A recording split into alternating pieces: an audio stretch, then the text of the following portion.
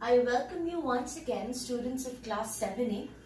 Today we are going to go on with the continuation of the chapter that we had started earlier in my previous video. It is A Shot in the Dark, written by Saki, whose real name is Hector Hugo Munro. Hector Hugh Munro. So today, before going about with the chapter, I'm going to just do a quick recapitulation as to what we had learnt earlier. Now, we did come across the protagonist of the story. Okay, so the main character. A protagonist is the main character. He was Philip Sletherby. Okay. We got to know about another character who is not in the scene yet, but we know he has some connection, she has some connection with Philip Sletherby. That Philip Sletherby is off to pay her a visit because he had some sort of agenda about him, alright. So the next character that we learn about is Mrs. or Lady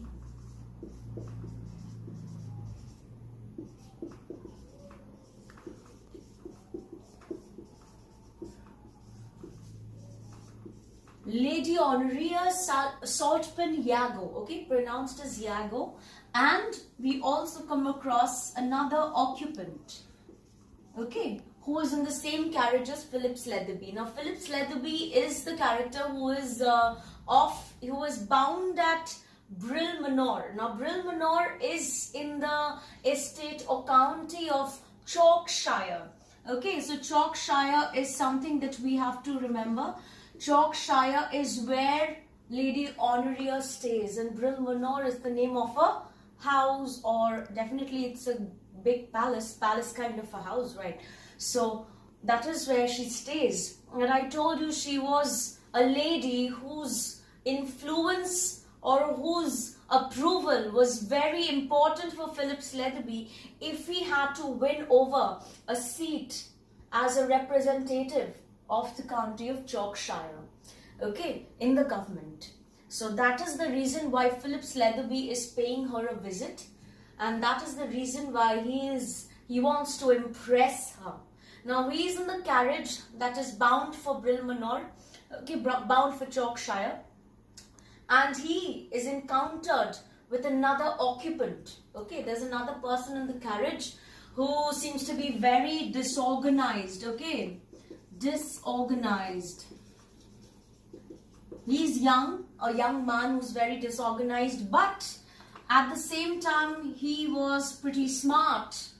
So both of the qualities that we have in the young occupant, and he is continuously he's frustrated about something. Okay, he's looking for something, might be, and then he was also cursing under his breath. All right, so that is what we know till now regarding the entire story, regarding the story, A Shot in the Dark. Now we are going to move on with the chapter and read along, all right? So I would suggest you to take a printout or have the chapter opened in front of you. I'll be sending it to you over as a text in Word file. So you will definitely, the day's lesson of course, and from there you are going to take it down, okay? So we had ended in this paragraph where it is written, the vigorous pantomime did not draw forth any remark from Sletherby, who resumed his scrutiny of the magazine. Okay, so this man, he had given out a curse. The young occupant in the carriage had given out a curse, and in the very beginning it did not attract Philip Sletherby at all. But what happened, it was just after, again, when he was looking for something, when he did not find it again, what did he do? He again gave out a curse, which was rather louder this time, okay, than the previous time. So even that did not make Sletherby remark anything about it. So he did not want to move into or go into the private space of somebody else. So that is what he did, and he just looked into his own magazine, okay, analyzing the contents of it. Now let us move on. "I say," exclaimed a young voice presently, didn't I hear you say you were going down to stay with Mrs. Salt Peniago at Brilmanor? What a coincidence! My mother, you know. I'm coming there on Monday evening, so we shall meet. I'm quite a stranger. Haven't seen mother for 6 months at least. I was away yachting last time she was in town. I'm Bertie, the second son, you know. I say, it's an awfully lucky coincidence that I should run across someone who knows my mother just at this particular moment. I've done an awfully awkward thing. So we come to know about something that will be a turning point in the story right now. The young occupant who is sitting in the carriage and cursing vehemently in front of Philip Sletherby is none other than the second son of Mrs. Salt Peniago, or so he claims to be. Alright, so he had already heard the conversation between Sletherby and the man, alright, outside, who stood outside his carriage. So at the window, see, he already heard about it, so that's what he said. And he came into the compartment just after hearing that and said, "Oh, it's a coincidence, because I'll be going to Brilmanor in the Monday evening and I'll meet you there." You see, and then he reveals something about himself.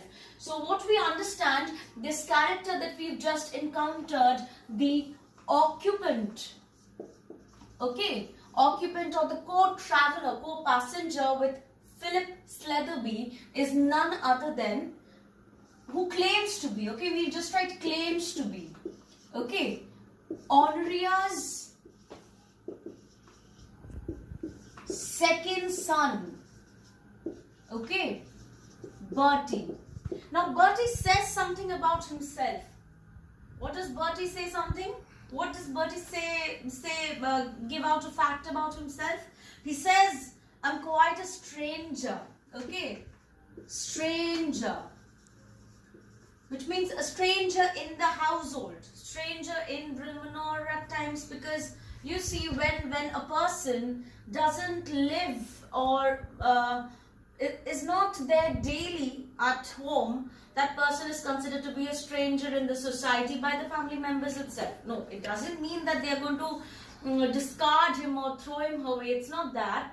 But it seems that he's unaware of things happening at Brilmanor. He's unaware of what is happening. So that is the reason why he says that I'm a stranger, because I don't stay at home much. You see, I was away yachting. Now yachting means it's yachting, okay, yachting. It is like cruising, alright, cruising. You go for cruises, children, I know. You all go for cruises, alright. Yacht is a kind of a boat, okay, it's a boat with kind of sails, okay, mast out there. So it is used for leisure, you know, people go for fishing, yachting with those boats. So that is why, like, it's a thing, it's a leisure time for the rich people, okay, to indulge into. So yachting is a pastime activity for the rich. So he had gone yachting when mother was in town. So when she was at the Chalkshire, Brilmanor, and he was not there. Okay, so we understand she keeps traveling, he also does so, and he is rarely at home. So that is the reason why he says, I'm quite a stranger. Haven't seen mother for 6 months at least. So that is the reason why we can say he's very smart and disorganized at the same time, this Bertie person. Alright, why? Because he hasn't got a, sense of discipline in life. He's always roaming around. He has not settled at any place. And also this aura of traveling, or this air of being a traveler, makes him very smart, because he's been to places, he knows how to behave with others, and he knows everything about, traveling or living his life. So he's pretty smart that way. So that explains. And then he says that I am the second son of the lady whom you are about to meet. So we were talking about Bertie, who is another character in the story, and we've just come to know that he's the second son of Honoria. Alright, and he says that he's quite a stranger at home, and he feels, and he's arrived at this particular moment. The reason why he has come into Sletherby's carriage, it's because of something. And he says that it's a lucky coincidence, and he says awfully. Now, awfully out here, it means, awfully over here means very. Now, children, please note down, this is a colloquial term for, in those times. So, nowadays we all use them, yes, we do, but it is still a colloquial term. Colloquial means that is not very formal. So, very unofficial, not a slang though, but we don't usually use them in formal situations. Awful, it's awful. Okay, awesome, awful. We don't use them in formal terms. So, he just said, I know he's a young man and disheveled, unorganized. Okay, so that is why he uses these colloquial terms, okay, these terminologies. So, what does he say? It's awfully lucky. He's always using this word. You'll get to know this is a nature of Bertie with his, this is a nature in the nature of his, verbal usage. Alright, so that is what he uses. So, why is it so very coincidental? Because, that he has come across somebody who knows his mother, who's not only knows his mother, but has some kind of, acquaintance with her, is acquainted about who she is, and not a complete stranger. Because he has done something awfully awkward. See, he uses this term again. So it is in his nature to use these kind of terminologies. And people usually are of this sort. They have these, terms they are associated with. Alright. So, at times I am using the terms like alright, okay, very. So it's in my nature that I use these terms. I'm very comfortable with them. So that usually comes to me. So it's the same with Bertie. He always uses these terms like awfully, okay. Usually this. And what is that awkward thing that he's done? Now Sletherby says, you've lost something, haven't you? Said Sletherby. Not exactly, but left behind, which is almost as bad. Just as inconvenient anyway. He doesn't consider it to be lost. Okay, he justifies himself and says that I've left it behind in better terms. So that people don't have a bad impression of him. I've come away with my coin purse with 4 quid in it and all my worldly wealth for the moment.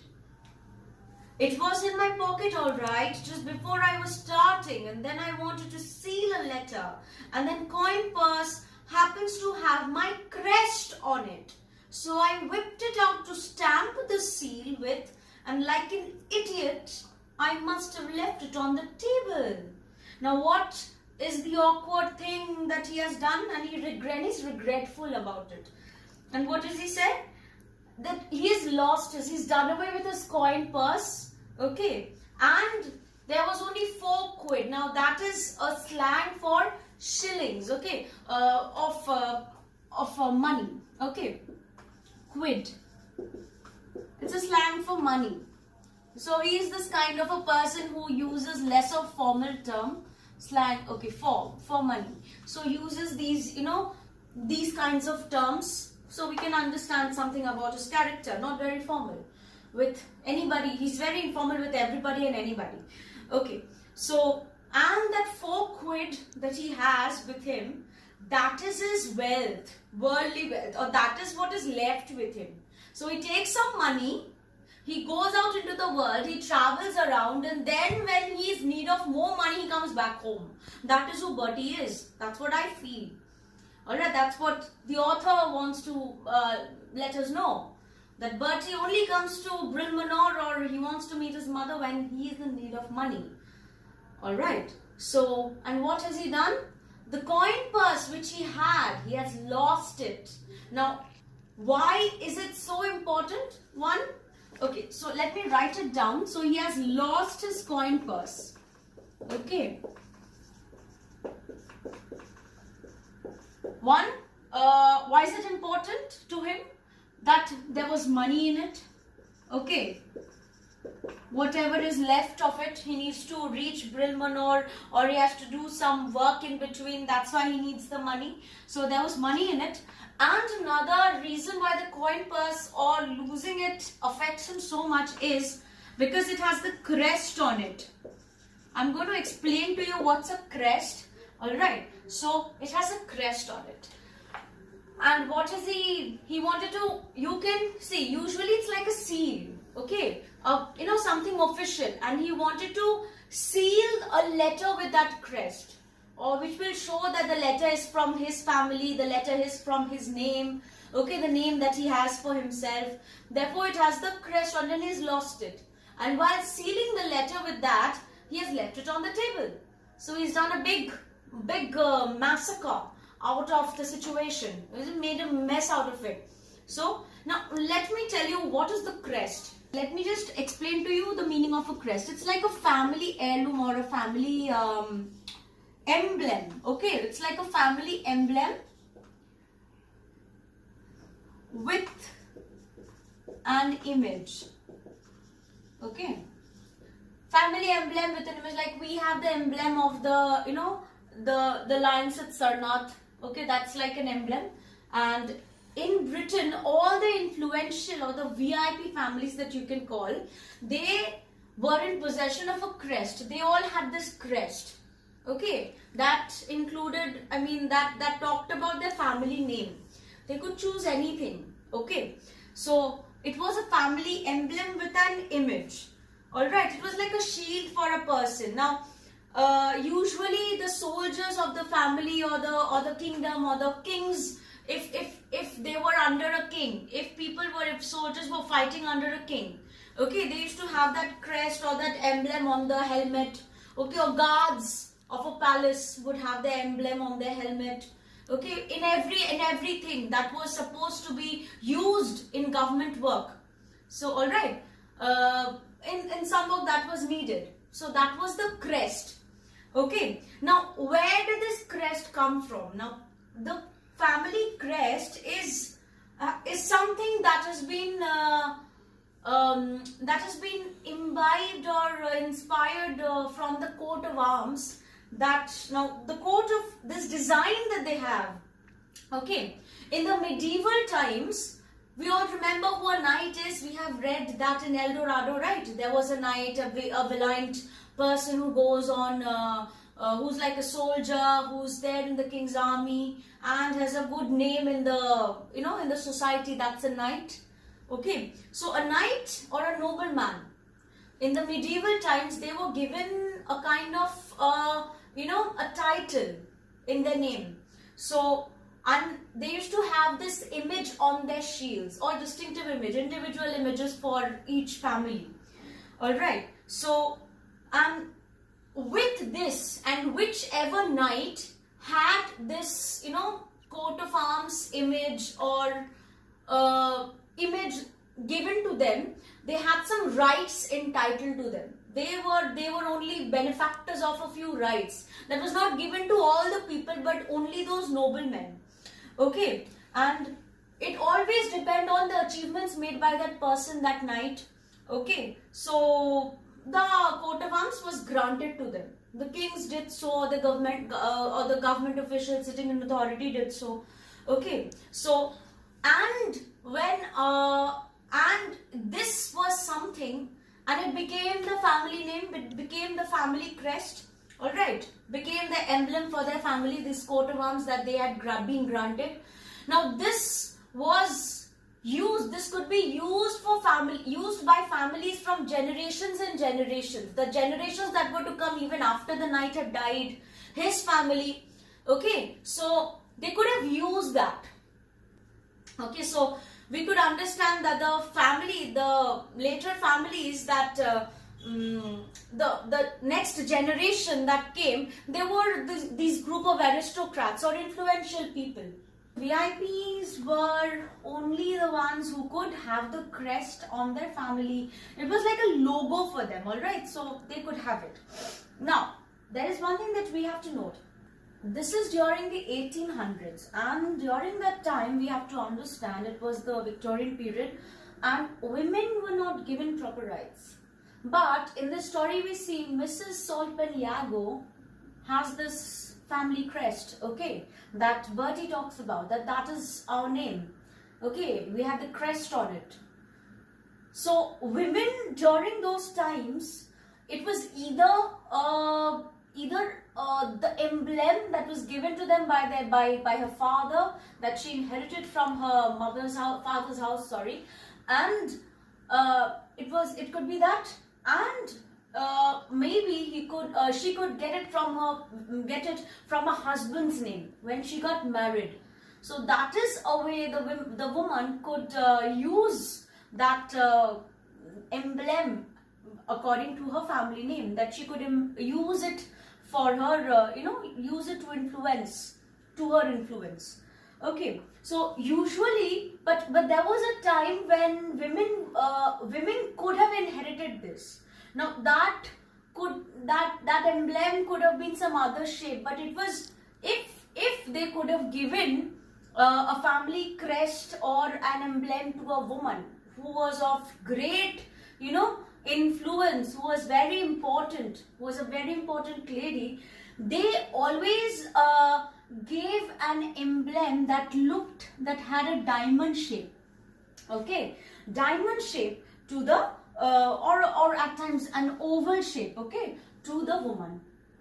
And if she was the only one who was there in her family, or she was the head of the family, that could have happened.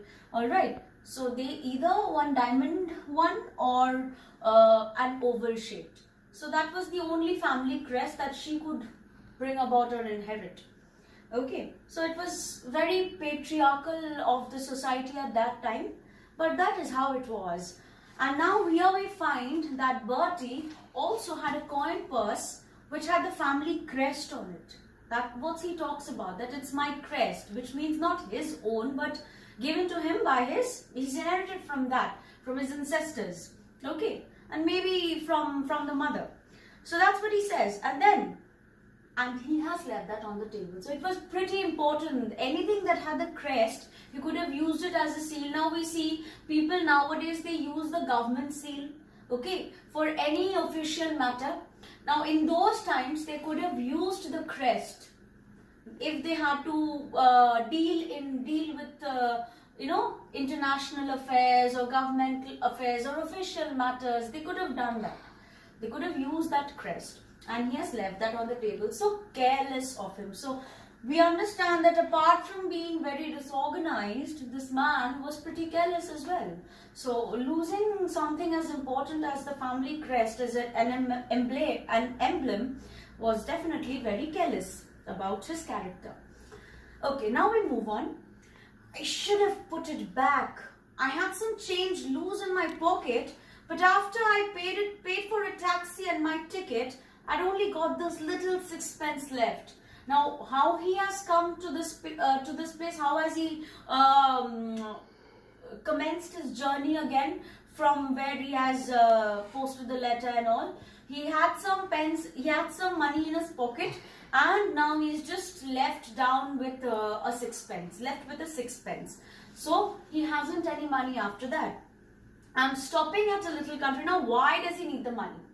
I'm stopping at a little country near Bronquay for 3 days fishing. Again, a leisure activity. It's not that he is in desperate need to meet his mother. He had money left, I told you, in his coin purse. Alright. And he wants to go for fishing. 3 days fishing, and that's why he'll be home on Monday and not Friday. Alright. And Mr. Sletherby was about to pay a visit to Mrs. Saltpen Yago on Friday to Tuesday. Now he would be going for fishing for 3 days. That was, I'd already told you about. But couldn't he be able to borrow some money out there? Let us see why he may not be able to. Then let me read out. Not a soul knows me there. Nobody knows him there. And my weekend bill and tips and cab to and from the station and my ticket on to Brill, that will mount up to 2 or 3 quid, won't it? If you wouldn't you mind lending me £2.10 or 3 for preference? I shall be awfully obliged. It will pull me out of a hole. Now, out of a hole means trouble.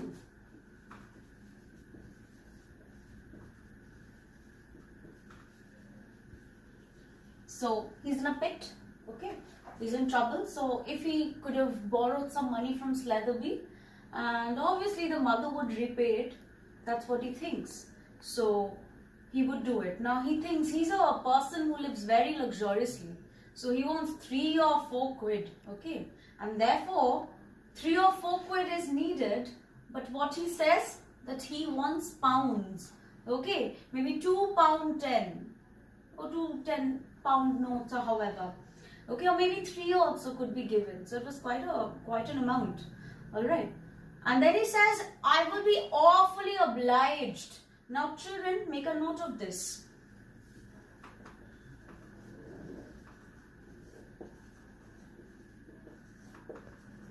Now, this is a term that is generally used by Bertie, but this has a significance. Now, Hector Hugh Munro, now Saki, he always, now this term out here is an oxymoron. What is an oxymoron? As this is a figure of speech, an oxymoron is where 2 opposite words or 2 antonyms come together to form an expression. Alright, awfully over here, it's and obliged. This is negative, this is positive. Now, Saki has this habit, and many others like him, people who generally indulge in writing satires, they usually make use of oxymorons, okay? Oxymorons, or it's very oxymoronic, their writing is, okay? So, in their work, now why did authors use figures of speech like this? Okay, they always used it to show some kind of conflict that is already present in the world. The conflict between good and bad. Now here Bertie, he's pretty disheveled, disorganized. We don't take him to be a very disciplined fellow. Okay, but he says, but there is a good side in him which says that I'll be obliged. I'll be grateful to you. I will show that gratitude, grateful. But he's very disorganized. He's awful. It's very awful to have asked money from that person, from a stranger who has who's little acquainted to your mother. But asking money from him and then showing him the gratitude, you know, that conflict between good and bad that is present. And that is what Hector Hugh Munro also wanted to show. Now, this is not the first story that he has used this expression or used this figure of speech, which is oxymoron. Now, there was another story by Saki, which was The Storyteller. Okay, there was The Storyteller, where there was this man who was also in a train, and he had encountered with his co-passengers, which was a lady with 2 children.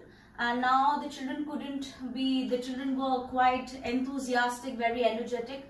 The lady couldn't have kept them quiet, so she wanted to tell them a story. But the story was not liked by the children because it had a very happy kind of an ending. Now, there was another man in the carriage and he told them a story. That I'm talking about the Storyteller, okay, also by Saki. And he told them a story that there was this girl, Bertha, who was horribly good. Horribly good, that she was so good that other people did not like it at all. Now see, goodness is something that many people are annoyed with. Why is this person so good? Because they have faults in themselves. That is why they say that. Okay, and that's what Bertha was. She was horribly good. And this expression, and you know, the children become more enthusiastic as to they listen to it quietly. What was interesting was the end of the story, where Bertha, in spite of being a good girl, she was killed. Okay, by a big bad wolf like Little Red Riding Hood, and where Little Red Riding Hood was saved and Bertha was killed. Okay, so that really made the children quiet because it had an impact on them. So this was the story by Saki, which also had a kind of satire going about that good people are always punished and the bad, they can get away with anything. That is the general manner, nature of the society. So here also, there also, he used the term horribly good.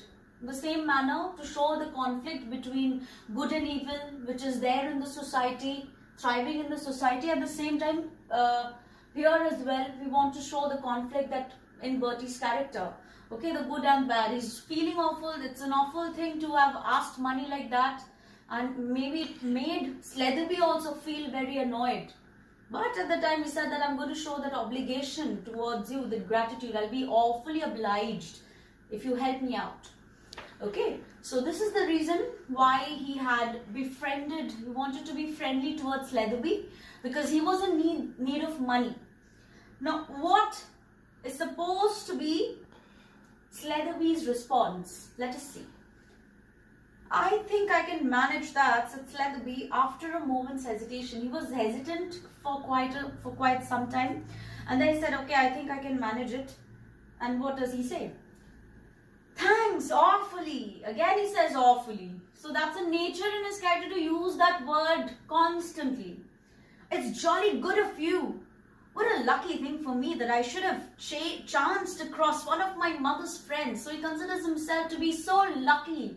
Bertie feels so lucky to have met somebody, to actually have a silver lining to his dark cloud.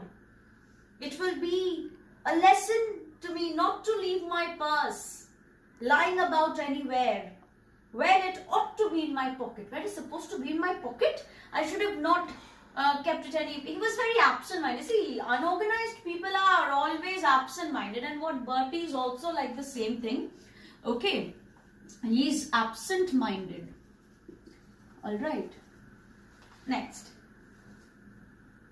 I suppose the moral of the whole thing is don't try and convert things to purposes for which they weren't intended. Now he comes up with his own idea, own philosophy, which is next to insignificant. His philosophies are pretty insignificant. So he's just a traveler who roams about the world. And what he says, so okay, that is the reason why I think, and he's talking to himself. I don't think Sletherby is so interested in him to know about his philosophy. He's just talking to himself because he's so happy and elated at the time that he's found someone who can help him out. That's why he says, one should not try to convert things for that purpose which is not intended. So a thing that, according to Bertie, a thing which is meant for this, meant for a particular purpose, should be done in that manner. So moving on, still in the same paragraph. Still, when a coin purse has your crest on it. Now Sletherby doesn't let him finish the sentence. He says, what is your crest, by the way? Sletherby asked carelessly. Not a very common one, said the youth. A demi-lion holding a crosslet in its paw.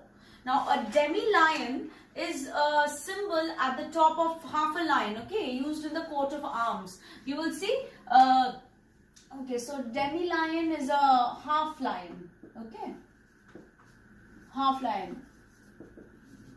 So used in the coat of arms that was given by the UK government, however. So, and a cross, and holding a cross, and a cross would be a crosslet would look like this, okay, which had crosses on top. So this could be a symbol, okay, crosslet. Okay, so a demi-lion holding that crosslet, crosslet. This was a cross and these are crosslets, small crosses. So that's why it is known as a crosslet. So it's holding in its paw. That could be in either of these, okay, as the symbol, as the mother also had it. The mother could have, inherited these. Not a very common one. Okay, I've read this. When your mother wrote to me giving me a list of trains, she had, if I remember rightly, a running greyhound on her note paper, observed Sletherby. There was a tinge of coldness in his voice. Now what does Sletherby say? Now you are telling me, Mr. Bertie, whoever you are, that your crest has a demi-lion and a crosslet. But when I received the letter from your mother, there was maybe a symbol of a greyhound or a dog, that seems to be running, which was different from the demi-lion crest. Alright. And he said that with a kind of a coldness. Coldness means indifference, which clearly showed that Sletherby did not believe what Bertie was saying. That Bertie was the son of Honoria Saltpin Yago. He did not believe that.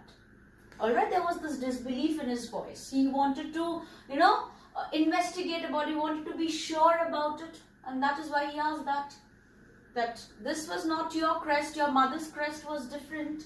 How can that happen? So there was, Sletherby didn't believe. Okay. Sletherby disbelieved. Okay, disbelief. Alright, his disbelief. Now what does Bertie say? And after this we're going to end today's class after reading this paragraph. That is the Yago crest, responded the youth promptly. Now you see, Honoria's surname has two, she's got two surnames, okay? There's no reference to where she uses. I've looked for it, but if you find it out, you can definitely come up with it. So she has two surnames that she's using, Saltpin and Yago, okay? So now Bertie says promptly that is the Yago crest. Yago crest was the greyhound one, okay? And Saltpin was the demi-lion one, okay? So that is the Yago crest, responded the youth. The demi-lion is the Saltpin crest. Now demi-lion is related to the Saltpin. We have the right to use both. One could have been the lady's maiden crest, okay, that she inherited from her father, or it could be. Now this is not supposed to be. You can't take it for consideration, okay. This is just, it could be. And Yago maybe because she was married or something. But Bertie always used Saltpin. It could have also been that she was married twice. Alright, so and she used both the surnames. So because Bertie uses the Saltpin one. We have the right to use both, but I always use the demi-lion because after all, we are really Saltpins, you see.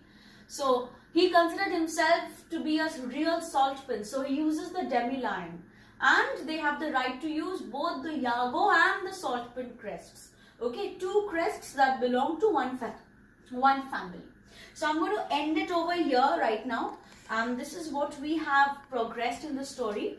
All that we have known about, that Bertie is the son of, he has claimed to be the son of Mrs. Saltpin Yago, and they use both the crests of Saltpin and Yago. But at the same time, we understood about his problem. We got to know more about his character. Okay, how disheveled he is, how unorganized he is, and why he's very absent-minded and careless. And we also got to know about Sletherby, who did not seem to believe a single word spoken by Bertie. Because he is of two minds. He thinks that whatever Bertie is saying is not true. Because he doesn't believe what he has seen. He has seen the Yago crest. He doesn't know it properly because he's not close to the Saltpin Yago family. Not so close. So he must have not known. However, and that is where he questions Bertie about it. And Bertie's reply is that they use both the crests. Okay, so we keep it till here today. And in the next video, we are going to progress more with the chapter. So, thank you, children.